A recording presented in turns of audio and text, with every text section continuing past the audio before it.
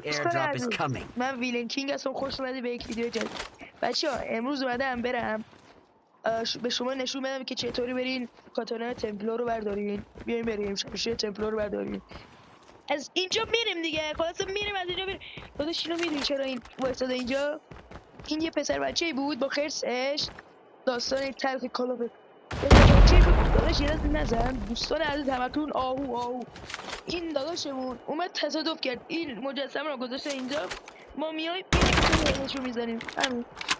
خب بچه بیایم بریم بهتون چیزو نشون بدم. شمشیر تمپلور رو بیایم بریم. با من همراه باشید. ببین کجا دقیقا اون جایی که مارک کردیم اونجا میریم بهتون نشون میدم. بابا خب بچه ما یه ایدراپ رفتیم جا تو خالی. یه لحظه من از اینجا برم برو. یه ایدراپ رفتیم الان بریم پیش کاتانا شمشیر تمپلار. با من همراه باشید. بریم دقیقا اونجا.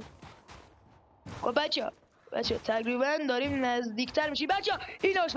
بچه عزیز سلام علیکم.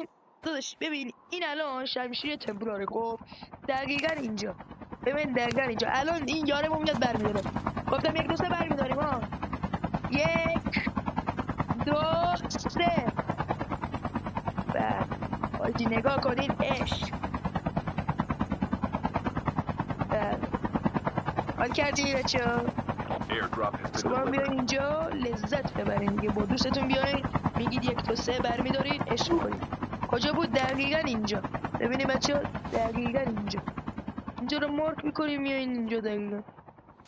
اوکی کاری ندارین. خداحافظ شما. تا یه ویدیو دیگه داشت درس میچرا. تا یه ویدیو دیگه خداحافظ شما.